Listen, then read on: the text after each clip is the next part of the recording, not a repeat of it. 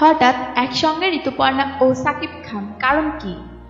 ঋতুপর্ণা সেনগুপ্ত ও সাকিব খান দুজনই দুই বাংলার জনপ্রিয় তারকা। তারা দুই বাংলার সিনেমাতে অভিনয় করেছেন। কাজের সূত্র ধরে তাদের বন্ধুত্ব।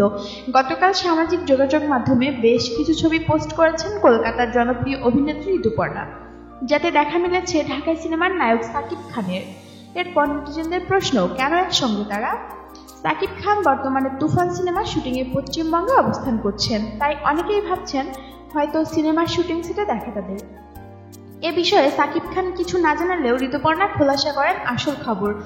সামাজিক যোগাযোগ মাধ্যমে অভিনেত্রী বলেছেন, সাকিব আমার ভালো বন্ধু, কলকাতায় এলে আমাদের দুজনে দেখা সাক্ষাৎ হয়। শুনেছি সাকিব শুটিং করতে কলকাতায় এসেছে। আমি আমার অভিনীত দাবাড়ু সিনেমার প্রচারণায় ভীষণ ব্যস্ত। এ কারণে এবার সাকিবের সঙ্গে দেখা করার সুযোগ ছিল না, কিন্তু হঠাৎই সিনেমার প্রচারের সময় সাকিবের সঙ্গে আমার দেখা হয়ে যায়। এ সময় আমরা একসঙ্গে ছিলাম, আমার এক বান্ধবী ও তার স্বামী, সবাই মিলে একটি আনন্দঘন সময় পার করেছি। 1995 সালে শ্বেত পাথরের থালা সিনেমার মাধ্যমে রূপালী পর্দায় ঋতুপর্ণার অভিষেক। এরপর থেকে একের পর এক ব্যবসা সফল সিনেমা উপহার দিয়েছেন তিনি। গত বছর বাংলাদেশ ও ভারতের যৌথ প্রযোজনায় সিনেমা স্পর্শ শুটিং করতে ঢাকা এসেছিলেন অভিনেত্রী।